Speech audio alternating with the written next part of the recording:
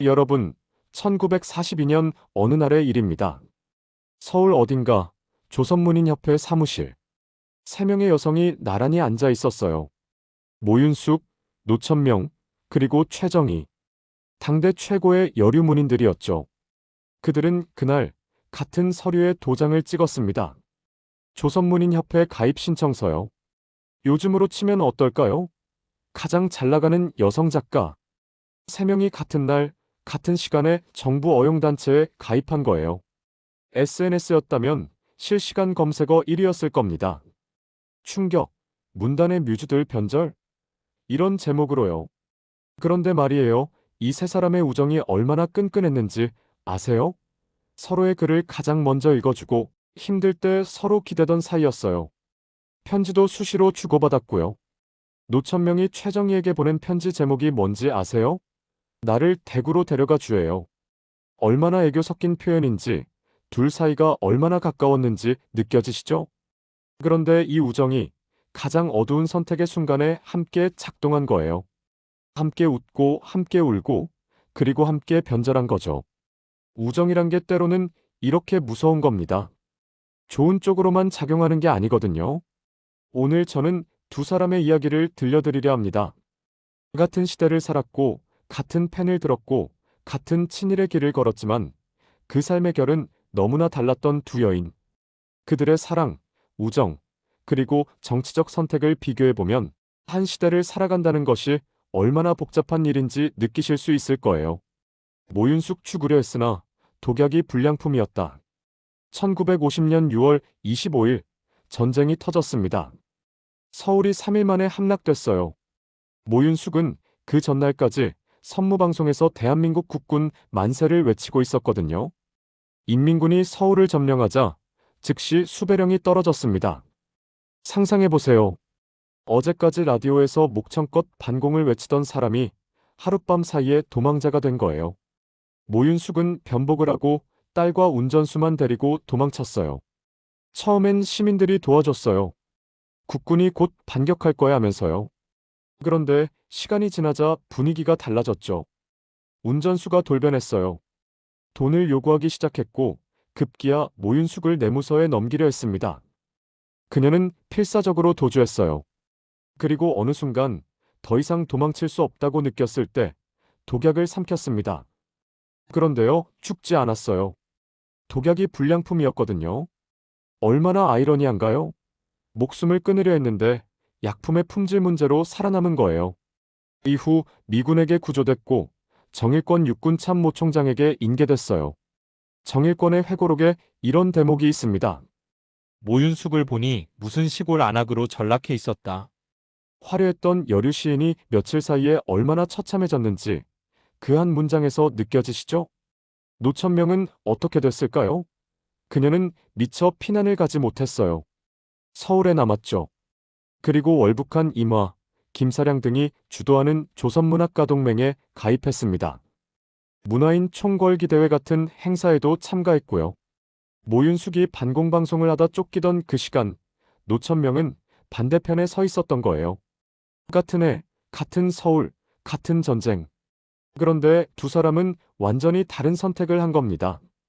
물론 노천명의 선택이 진심이었는지는 의문이에요. 살아남기 위한 선택이었을 가능성이 높죠. 그녀가 평소에 사회주의 성향이었다는 기록은 없거든요. 일제 때 친일을 했고 북한 치하에서는 침북을 했고요. 전형적인 기회주의라고 볼 수밖에 없어요. 서울이 수복되자 노천명은 좌익 혐의로 체포됐습니다. 징역 20년이 선고됐어요. 당시 기준으로 사실상 무기징역이나 마찬가지였죠. 다행히 문인들의 탄원으로 몇 개월 만에 사면됐지만요.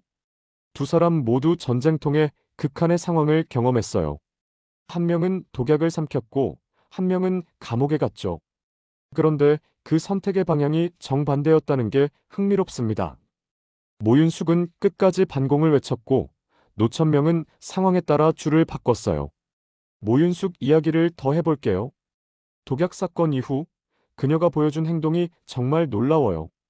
미군에게 구조된 후 김창룡이라는 사람이 그녀를 데리고 경무대에 갔습니다. 이승만 대통령을 만나게 해준 거죠. 그런데 모윤숙이 이승만을 보자마자 뭘 했는지 아세요? 멱살을 잡았어요. 어떻게 나만 버리고 달아났느냐? 고 울부짖으며 난동을 부렸다고 해요. 상상이 되시나요? 대통령 앞에서 멱살을 잡고 울부짖는 여자. 요즘 같으면 경호원들에게 즉시 제압당하고 뉴스에 대서특필됐을 거예요. 그런데 당시 기록을 보면 이승만이 그녀를 어떻게 대했는지에 대한 이야기는 없어요. 아마 측근들이 적당히 무마했겠죠. 이 에피소드가 보여주는 건 모윤숙이 이승만과 얼마나 가까운 사이였는가 하는 점이에요. 그냥 지지자가 아니라 개인적인 친분이 있었던 거죠. 그래서 그녀는 그렇게 배신감을 느낀 거예요. 나는 당신을 위해 선무방송까지 했는데 왜 나를 버렸느냐고요. 모윤숙의 삶에서 정치는 빠질 수 없는 요소입니다. 그녀는 단순한 문인이 아니었어요. 정치적 행위자였죠. 그리고 그 정치적 선택이 그녀의 삶 전체를 규정했습니다. 모윤숙 외교관을 사랑에 빠뜨린 여자. 1948년 모윤숙은 파리에서 열린 제3차 유엔 총회에 한국 대표로 참가했어요. 거기서 그녀가 만난 사람이 있습니다. 인도의 외교관 크리슈나 메논이에요. 당시 인도는 남한 단독정부 수립에 반대하는 입장이었어요. 메논은 유엔 조선 임시위원단의 중립국 대표로 활동하고 있었죠. 그런데 모윤숙이 그와 교제하면서 그를 이승만 지지 측으로 회유시켰다는 일화가 전해집니다. 모윤숙 본인이 이렇게 말했어요. 만일 나와 메논 단장과의 우정 관계가 없었더라면 단독 선거는 없었을 것이며 따라서 이승만 박사가 대통령 자리에 계셨다는 것도 생각할 수 없는 사실일 것이다. 좀 과장된 표현이겠지만 당시 세간에서는 이런 말이 돌았다고 해요. 건국의 아버지는 크리슈나 메논이고 건국의 어머니는 모윤숙이다. 비웃음 섞인 말이었지만요. 메논 본인도 자서전에서 이렇게 썼습니다. 외교관으로 있던 오랜 기간 동안 나의 이성이 심정에 의해 흔들린 것은 내가 유엔 조선 임시위원단 단장으로 있던 그때가 처음이자 마지막이었다. 나의 심정을 흔들었던 여성은 한국의 유명한 여류 시인 메리엄 모였다. 사랑이었을까요? 전략이었을까요? 아마 둘 다였을 거예요. 모윤숙은 자신의 매력을 정치적 도구로 사용할 줄 알았던 사람이에요. 그리고 그것이 그녀의 강점이자 약점이었죠. 노천명의 사랑 이야기는 전혀 달라요. 그녀는 평생 독신으로 살았습니다. 냉정하고 도도한 성격이라 연애를 거의 하지 않았다고 해요. 남자들에게는 결벽스러울 정도로 냉정했다는 평가가 있어요. 그런데 한 남자가 있었어요. 보성전문학교 교수인 김광진. 노천명은 그와 연인 사이였습니다. 문제는 그가 유부남이었다는 거예요. 결국 둘은 헤어졌고 노천명은 그 후로 평생 혼자 살았습니다. 또 다른 남자가 있어요. 시인 백석. 노천명은 그를 바람직한 시인의 모델이자 자신의 이상형으로 봤다고 해요. 그녀의 대표작 사슴이 백석에게 보내는 연시라는 해석도 있어요. 모가지가 길어서 슬픈 짐승이여 언제나 점잖은 편말이 없구나. 이 시를 백석을 향한 짝사랑의 마음으로 읽어보면 또 다른 느낌이 들지 않나요? 말없이 고고한 존재, 가까이 갈 수 없는 존재를 바라보는 마음. 그게 노천명의 사랑이었을지도 몰라요. 모윤숙은 결혼도 했고 외국 외교관과 스캔들도 있었고 정치인들과 친분도 있었어요. 노천명은 유부남과의 이루어지지 않은 사랑, 그리고 짝사랑하는 시인만 가슴에 품고 살았죠. 두 사람의 사랑은 이토록 달랐습니다. 모윤숙은 결혼을 했어요. 남편이 누구였는지 아세요? 안호상입니다. 훗날 대한민국 초대 문교부 장관이 되는 사람이에요. 그런데 더 중요한 건 그가 독립운동가였다는 거예요. 안호상은 1922년 상해 한인 유학생회를 이끌었고 조선어학회와 녹지연맹 사건에 연루되어 일본 경찰의 요시찰 인물이었어요. 그의 시가 전체가 독립운동가 집안이었죠. 삼종숙 안희재는 임시정부 계열 독립운동가였고요. 그런데 모윤숙은 친일파가 됐어요. 남편과 시가 전체가 독립운동을 하는데 며느리는 친일 강연을 다닌 거예요. 얼마나 갈등이 심했겠어요? 결국 둘은 이혼했습니다. 딸 경선을 낳고 바로 갈라섰어요. 안호상은 모윤숙의 친일 행각에 분노해서 이혼했다고 해요. 그리고 죽을 때까지 2번 다시 전 부인을 찾지 않았습니다. 장례식에도 조문하지 않았고요. 흥미로운 건 공식적인 이혼이 별거 후 20년이 지나서야 이루어졌다는 거예요. 아마 세간의 시선 때문이었겠죠. 당시에는 이혼이 굉장히 드문 일이었으니까요. 두 사람 모두 친일 문인입니다. 이건 부정할 수 없는 사실이에요. 하지만 그 양상은 조금 달랐어요. 모윤숙의 친일 이력은 정말 방대해요. 1940년부터 1945년까지 그녀가 참여하지 않은 친일 활동을 찾기가 어려울 정도예요. 조선문인협회 간사, 임전대책협력회 참여, 채권가 두유격대 활동, 조선임전보국단 사업부 부원 부인대 간사, 군국가요 작사, 특별지원병제도 선전 강사. 목록이 끝이 없어요. 특히 1945년 6월에는 카미카제 특공대로 죽은 조선인 병사의 유족을 방문해서 특공 정신을 기리며 총후의 감격을 나누었다고 해요. 광복 2달 전의 일이에요. 마지막까지 친일을 한 거죠. 매일신보에는 고정 필진급으로 글을 실었어요. 요즘으로 치면 정부 기관지에 정기 칼럼니스트로 활동한 셈이죠. 노천명도 마찬가지로 적극적인 친일파였어요. 총 14편의 친일 작품이 확인됐고 2002년 친일문학인 42인 명단에 포함됐습니다. 그녀의 대표적인 친일 시인님의 부르심을 받들고서를 보면 얼마나 노골적인 선동이었는지 알 수 있어요. 남하면 군복에 총을 메고 나라 위에 전장에 나감이 소원이리니 이 영광의 날 나도 사나이였다면. 젊은이들에게 일본군의 자원하라고 선동하는 시예요. 얼마나 많은 청년들이 이런 시를 읽고 전쟁터로 끌려갔을까요?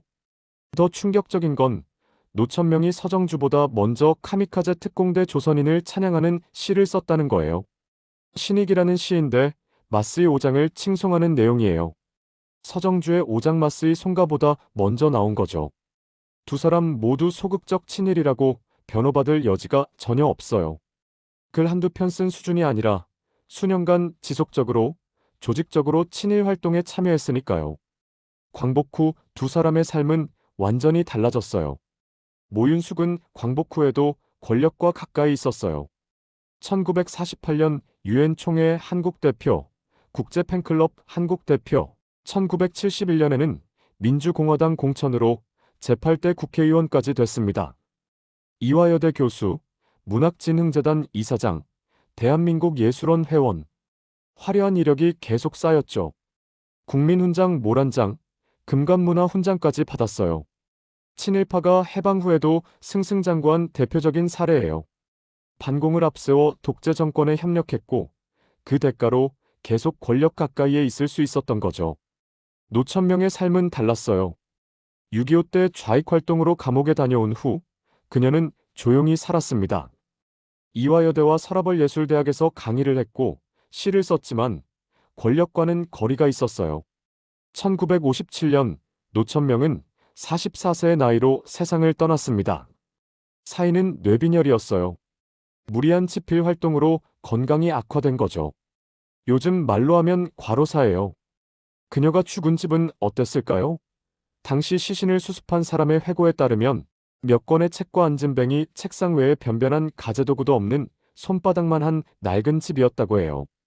시신을 수습할 사람도 없어서 교회 신자들이 대신 해줬다고 합니다. 모윤숙이 80세까지 살며 온갖 훈장을 받은 것과 대조적이죠.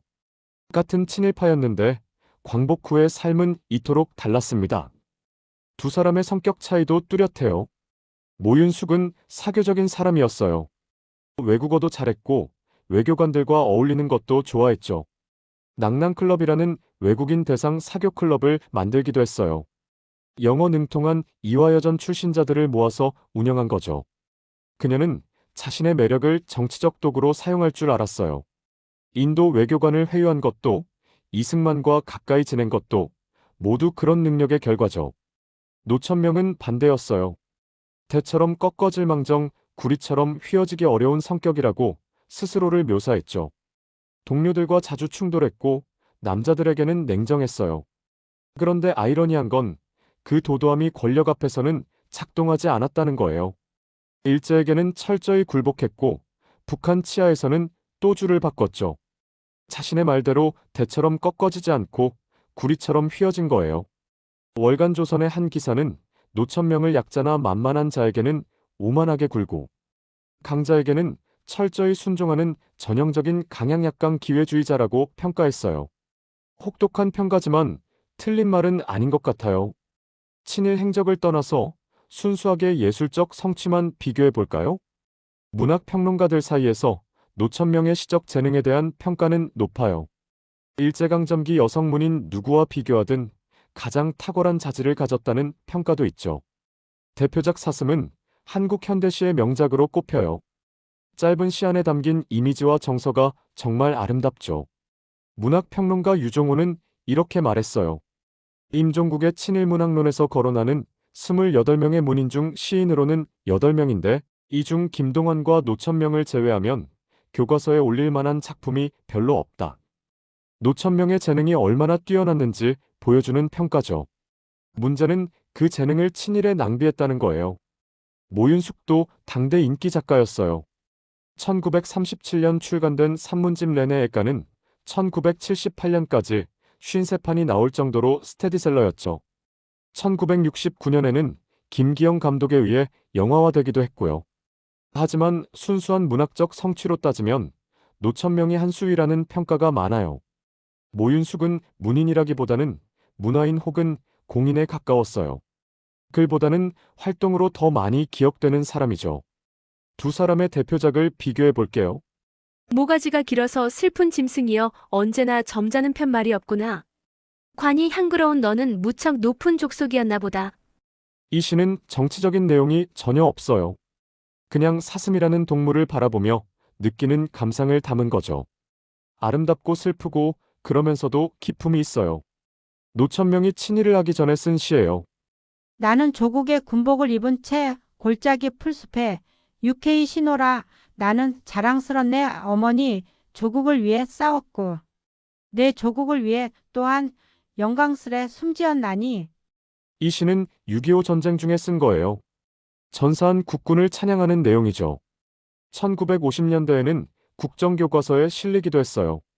두 시를 비교하면 노천명의 시는 순수 서정시고 모윤숙의 시는 정치적 선전물에 가까워요. 예술적 가치로 따지면 노천명의 사슴이 훨씬 높이 평가받죠. 두 사람 모두 친일인명사전에 등재됐어요. 모윤숙은 12편, 노천명은 14편의 친일 작품이 확인됐죠. 모윤숙의 경우 육군 명예의 전당에 있던 국군은 죽어서 말한다 12가 2006년에 철거됐어요. 군 수양록에도 오랫동안 실려 있었는데 친일 전력이 알려지면서 신병들이 충격을 받았다고 해요. 노천명의 시비들도 논란이에요. 서울대공원에 있는 사슴 시비에는 2020년 광복회가 친일 행적을 알리는 안내판을 세웠어요. 부천시에 있던 시비는 2019년에 시민들의 민원으로 철거됐고요. 결국 두 사람 모두 교과서와 수능에서 나오기 어려운 상황이 됐어요. 아무리 작품이 뛰어나도 친일 행적을 무시할 수는 없으니까요. 노천명의 인성을 보여주는 일화가 하나 더 있어요. 1983년 KBS 이산가족을 찾습니다에서 상봉한 박, 아묵의 자매 이야기예요. 이들은 6.25 전쟁 후 생활고로 아버지가 각각 다른 집에 양녀로 보내 헤어진 케이스인데 그중 한 명을 입양한 가정이 바로 노천명의 집이었어요. 그런데 당사자의 증언에 따르면 말이 입양이지 노천명 집에서 식모로 굉장히 고생을 했다고 해요. 어린 소녀를 양녀라고 데려다가 식모로 부렸다는 거예요.